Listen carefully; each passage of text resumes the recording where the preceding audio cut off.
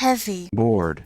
The first book I ever read by Cormac McCarthy was The Road, his post-apocalyptic novel about a boy and his father surviving in the aftermath of a world-ending event. I devoured it in 2 days. It had come out when I was finishing up high school, and my parents had picked up a copy. It was on every book list that year in 2006, 2007. I couldn't help but love it. His style, his harrowing prose that somehow always manages to have a very simple elegance to it. It stands out, listeners. And I will go as far as to say Cormac McCarthy is a writer that you can recognize from the style alone. If a random excerpt of any one of his books was placed before you, you'd be able to know it was him. Point to it and say, that's Cormac McCarthy. And that's a serious mark, listeners. That's a statement on American literature. A force. And as many listeners will already know, and probably agree with, McCarthy is an American literary icon. An icon. Make no mistake about it. A writer that even Harold Bloom said was worthy of the canonized greats. And he is, listeners.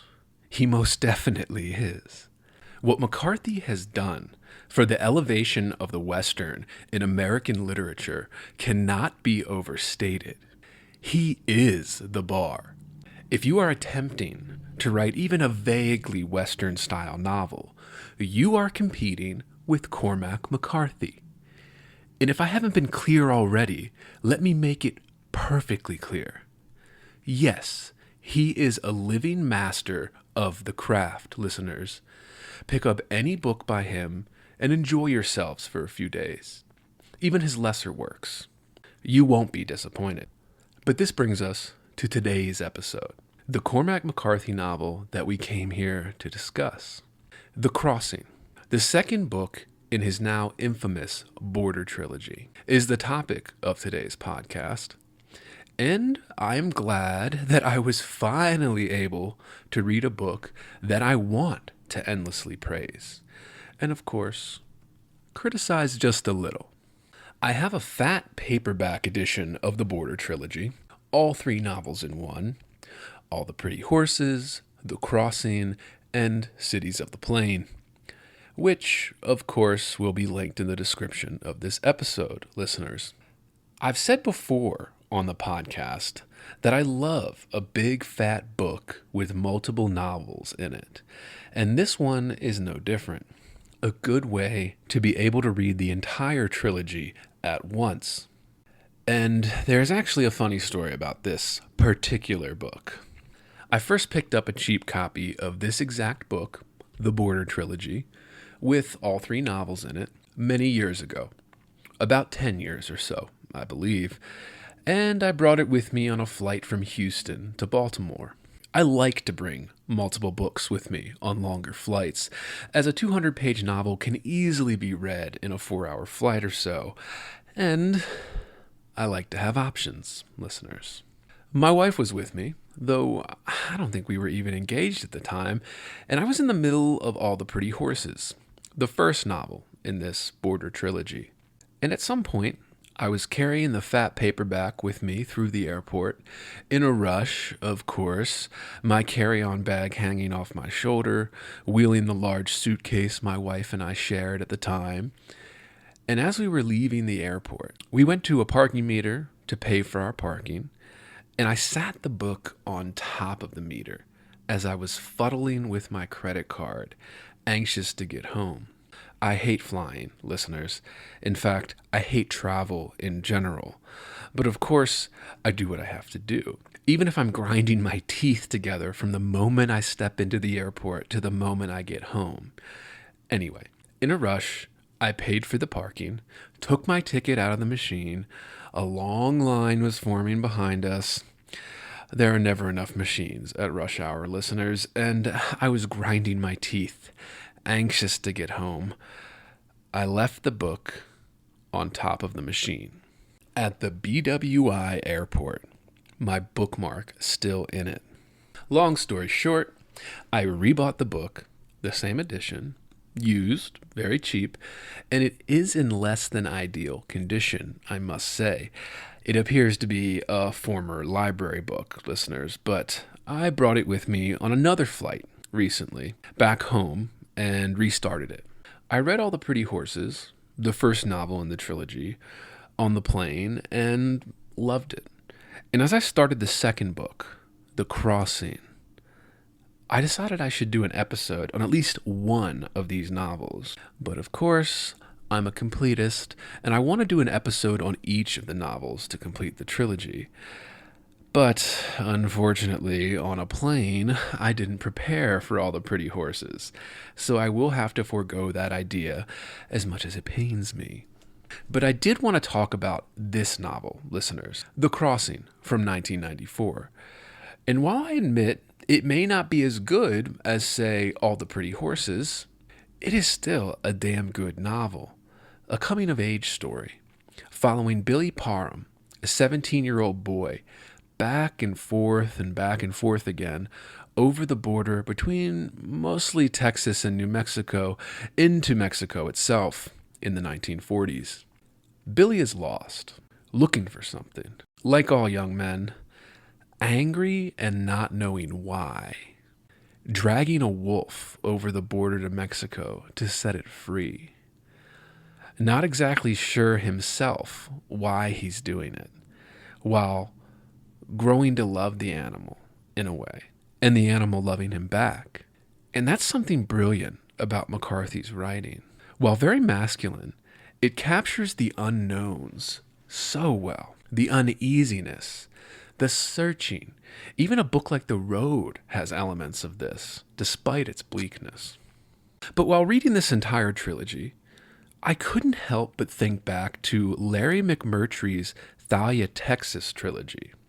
As many listeners may know, a trilogy of westerns about small-town life in Texas in the 1930s and 1940s. The most famous of that trio of novels in that bunch being The Last Picture Show, the third and final novel in Larry McMurtry's Thalia, Texas trilogy. But my personal favorite of that trio, as a side note, is the second novel in the series, Leaving Cheyenne, a heart-wrenching little novel about three friends.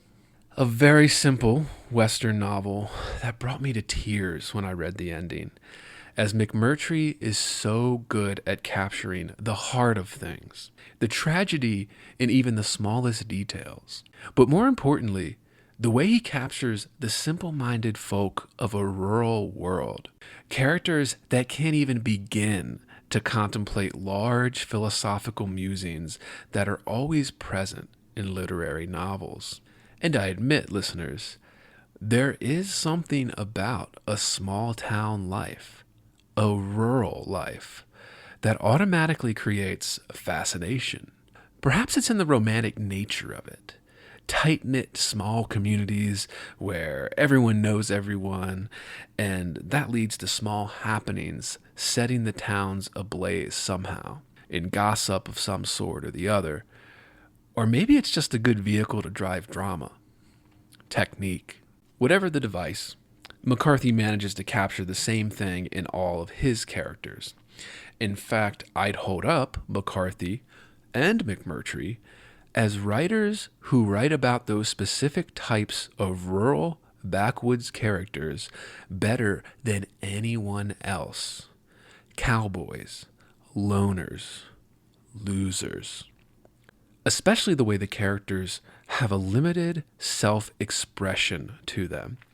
In McCarthy's case, it's very matter of fact. Really, a major difference between McCarthy and McMurtry is McCarthy tends to be more sterile, cold almost in his violence, which allows him to get away with more violence.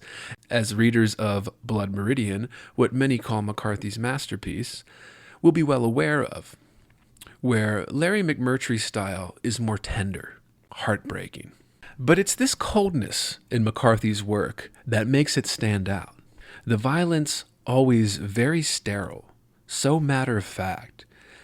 This shines through in the dialogue especially, a matter of factness. Even in the scenes where Billy is being told stories with large philosophical lessons, which there are a lot of, listeners, Billy doesn't quite manage to comprehend it. All the wise old characters that are giving him wisdom, he just has simple responses, or often no response at all. Often these philosophical musings are meaning of life type philosophies, thoughts that can't be made sense of without rigorous study and academic training, or even more so, life experience, lived experience.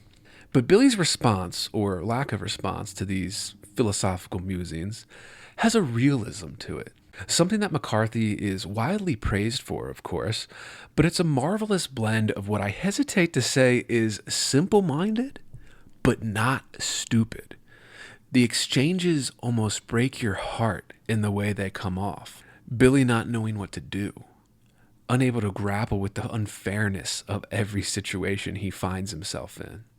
Billy and Boyd, the love between brothers, the mostly unsaid things, exchanges with looks, no words, knowing one another's thoughts, the role that Billy is put in after his parents die, how little he even thinks about it, how little he even thinks at all. Simplicity. In fact, most of the complexity in the novel itself is through the prose. McCarthy's descriptions add layers to the very simple Western-style plot of a lost boy not knowing what he's looking for, but looking just the same, unable to help it. McCarthy manages to elevate this very simple story better than almost anyone, a real accomplishment in itself, listeners. But then the literary devices at play elevate the novel even further. Of course, this is no surprise to fans of McCarthy's work, but this elevation propels McCarthy forward as one of the undisputed greats of American literature. The dreams the characters have, the foreshadowing in those dreams, the symbolism of the wolf, the subtle hints at the rebellion that looms inside every young man, going against the established order of things, not because they want to, but because they feel they must. Even if it doesn't make sense to Billy at the time, even if he has no idea why he's doing it, it's the gut instinct being followed, their own guiding light, even to their own peril in many cases, leading to Boyd, Billy's younger brother, being shot. The warrior within, aching to release the pent-up rage at the world, find a reason for it. McCarthy manages to capture all of it. One of the most powerful scenes is where we get to see Billy coming of age when he shoots the wolf in the fighting pits in Mexico. It's an incredibly powerful scene where the boy realizes what outcomes, what options he has. And none of them are good, listeners. None of them fair. And he chooses one. The one that he feels is right. And yet, it's such a simple scene. Not much even happens besides a little standoff, some talking, agreements reached, but Billy took action. And McCarthy manages to let it play out in a way that draws a reader through even horrific events with a real beauty, even if it is slightly overdone at times. McCarthy's novels are full of philosophy, but admittedly, it is usually the same philosophy, a dark one, in fact. A sort of chaos of the world type philosophy. How in many of his novels, and especially The Crossing, there are a lot of older, wise characters that relay information to the young men in the books, telling them of the futility of life. And in classic Cormac McCarthy style, these wise elders are often not to be trusted, or often depicted as bitter. And Billy is not as combative as John Grady in All the Pretty Horses, the first novel in the series, but he still distrusts many of the wise older characters that offer him advice on the road. And here's where I will lay a criticism, listeners. In this particular novel, The Crossing, and apart from my personal pet peeves, such as too much description of the wind and how it's blowing at times in the story, there is what I would say almost too much of the wise old character coming in at a point and running into Billy on the road. Just a little too much of it happening over and over again, sometimes with little effect or little happening. And while I get this is probably realistic if living on a well-known road, it begins to get about maybe 2 or 3 too many. And to be fair, I do understand the creative process, and that this is mostly what novels are. Characters appearing and adding to or changing the story in one direction or another. But it did feel like this book could have been taken down by about 30 or 40 pages and really shined through. It is just a tad too much in this one, and a few of the minor wise old characters that keep coming up start to blur together. But the older characters play a role in a coming-of-age aspect in this novel. They often refer to him as young in Spanish, and we get to see Billy exposed to the classic sort of, I don't want to say tropes, but beats, if you will, of good versus evil. A coming-of-age novel always has to have it, and The Crossing is no different. Many of the run-ins with the older characters present Billy with these lessons on good and evil, what man is capable of, good and bad, ill-intentioned or not. For example, we get many scenes of Billy being taken advantage of by the same wiser, older characters, often using his age and inexperience against him. But we really don't see Billy's grief, the main driver of the adventure in the first place, until the very end of the novel. And that's after he has lost everything in pursuit of something he doesn't quite understand. And that's really the tragedy of this novel. The grief being realized when it's too late. The evil happening, and then some good coming the way of Billy Parham. In both instances, he never understands why. And that is the philosophical underpinnings in a lot of McCarthy's books. I'm tempted to mention Vonnegut in the same vein, his famous Slaughterhouse-Five saying, "Why me? Why anybody?" Which, of course, is intended to capture the seeming meaninglessness of it all, as if to imply a universal truth to readers. That there is no particular reason for a good thing to happen to anyone, just as there is no particular reason why a bad thing would. It swings both ways, and not always equally either. And it's this sense of unfairness that teaches us about the world. And young men, myself included, always end up fighting with everything we have against that chaos, not understanding that stupid, no good reason of happenstance, randomness, coincidence. And that's the tragedy. That Billy never really got where he was going, because no matter what direction he chose, the same things played out in the same unequal ways. A hard truth of the world, of life. And while it isn't an emotional ending necessarily, it does suit the overall novel. And admittedly, McCarthy's endings are often a little lackluster, as he doesn't always write an ending. But this one just gives us the image of grief. Billy, alone, on the same road he'd been on at least 4 times before, if not more. And he feels it. All the death, all the tragedy, all the wrongdoings. The first and only time we see him feel anything deeply is on the very last page. Talk about command of the literary craft, listeners. To hold all that in until the last page. As I said, McCarthy is the bar, listeners. But that moment of growing up, of knowing exactly why one feels anything at all, and knowing there isn't anything that can be done about it necessarily, how acceptance is actually quite hard to come by, and The irony being, so much of growing up seems to be just accepting obstacles, the randomness, the chaos, the no good reasons for anything. And that's what McCarthy gives us here, a beautiful little glimpse of it in this second novel in the Border trilogy.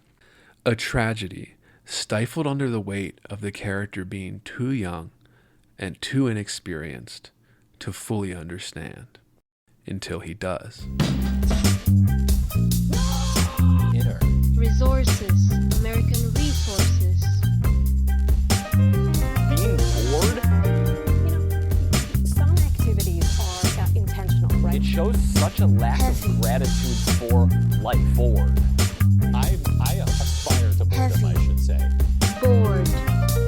Heavy. I am heavy. Bored. Has you the night sweats and the day sweats, pal? Pal, I do.